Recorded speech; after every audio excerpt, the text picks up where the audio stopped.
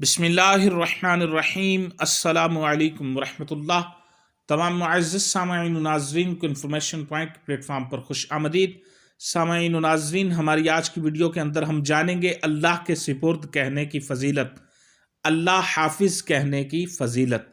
سامعین، صحیح ابن حبان میں روایت مروی ہے کہ سیدنا مجاہد رضی اللہ عنہ بیان کرتے ہیں کہ میں اور میرا ایک ساتھی عراق جانے کے لیے نکلے تو سیدنا عبداللہ بن عمر رضی اللہ عنہ ہمارے ساتھ چلنے لگے۔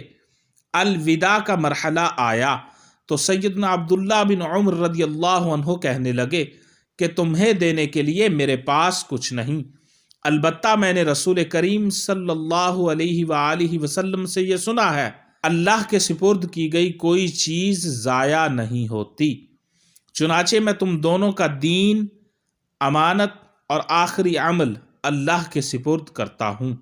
مطلب اللہ کے سپرد کی گئی چیز ضائع نہیں ہوتی، لہٰذا جس کو رخصت کرنا ہو اسے اللہ پاک کے سپرد کہنا اچھا عمل ہے۔ صحیح ابن حبان کی روایت ہے، سیدنا مجاہد بیان کرتے ہیں کہ میں اور میرا ایک ساتھی عراق جانے کے لیے نکلے تو سیدنا عبداللہ ابن عمر رضی اللہ عنہ ہمارے ساتھ چلنے لگے۔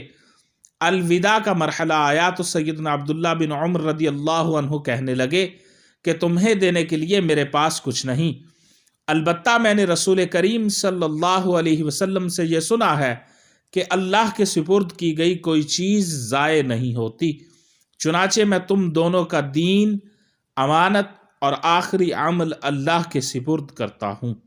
مطلب اللہ کے سپرد کی گئی چیز ضائع نہیں ہوتی، لہٰذا جس کو رخصت کرنا ہو اسے اللہ پاک کے سپرد کہنا اچھا عمل ہے۔